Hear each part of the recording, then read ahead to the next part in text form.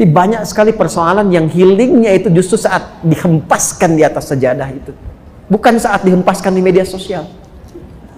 Ya, jadi kalau ibu mau curhat, cari yang solutif, minta kembali kepada Allah.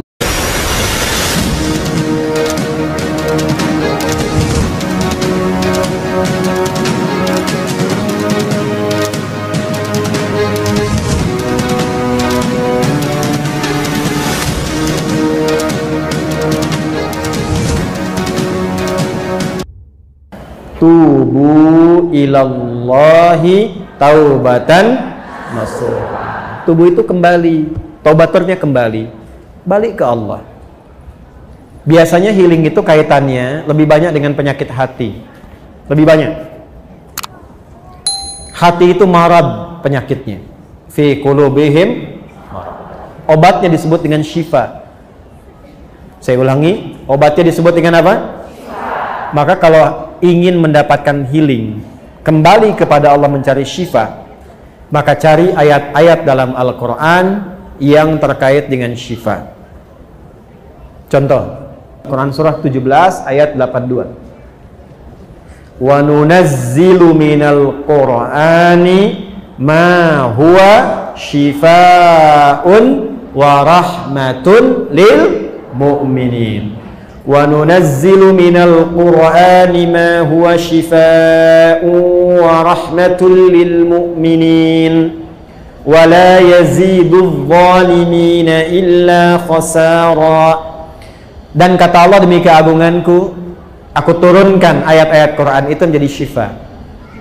Maaf Bu, Ibu, Bu, Quran itu syifa, Qurannya sendiri syifa. Jadi kalau sedang gelisah, ada persoalan, curhatnya ke Allah Bu. Nabi Yakub tahu? Pernah dengar Nabi Yakub? Ayahnya siapa? Nabi Yakub ayahnya siapa? Nabi Yusuf. Punya masalah dengan anak-anaknya, anak-anaknya yang punya masalah, curhat. Beliau curhat. Tapi curhatnya pada siapa?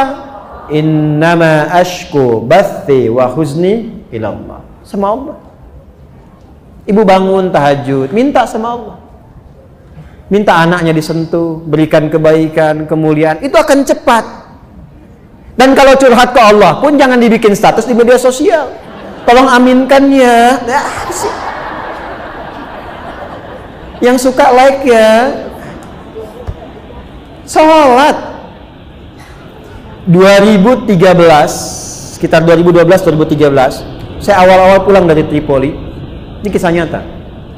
Seorang ibu datang dari kejauhan, wajahnya sendu, air matanya hampir tak terbendung. Beliau datang, Ustaz, anak, bahasa kita yang paling gampangnya, anak saya yang saya kandung, saya lahirkan, sulit sholatnya. Bagaimana amalannya? Dah Bu, udah lama tidak? Cukup lama. Ibu udah ingatkan berkali-kali. Ibu pulang sekarang. Malam ibu sholat, tapi di samping tempat tidur anak ibu. Lalu ibu bermohon kepada Allah, minta aja dengan bahasa ibu, ya Allah, ini anak yang kau titipkan kepadaku, dilahirkan di rahimku, dipertanggungjawabkan olehku sampai dengan aku berpulang. Mohon jadikan ya anak yang soleh, rajin menunaikan sholat, dan ringankan hisabku di akhirat nanti di hari kiamat. Ibu minta aja, ntar hari ketiga ibu kesini lagi. Nggak usah diingatkan lagi, ibu nggak usah bilang sama anak, lakukan itu aja. Hari ketiga pulang sini lagi datang. Tahu apa yang terjadi? Ini kisah nyata, saya tidak menceritakan yang fiktif. Hari ketiga, pagi-pagi sekitar jam 7 kurang sedikit, dari kejauhan panggilan begitu kencang, Ustadz, bawa nasi uduk. Anak saya udah sholat, kok bisa Bu? Jadi tepat di malam yang ketiga itu, anaknya bangun, dia berdiri, langsung dia kejar, dia peluk ibunya, dia menangis. Mama, maafkan aku, katanya kan. Maafkan aku. Ibunya pun ikut nangis. Aku kan selama ini nggak sholat karena mama kan dulu juga nggak sholat. Bapak juga sibuk begitu. Keluarlah kalimat itu. Maka keduanya saling bermaafan, saling berpelukan dan sebagainya. Di situ berjanji anaknya untuk menunaikan sholat. Bahkan datanglah kemudian ke pesantren, kami siapkan murid untuk membimbing. Dia bukan hanya sholat tapi menghafal Quran. Sejak saya tinggalkan itu sudah 3 juz, mungkin sekarang sudah 30 juz.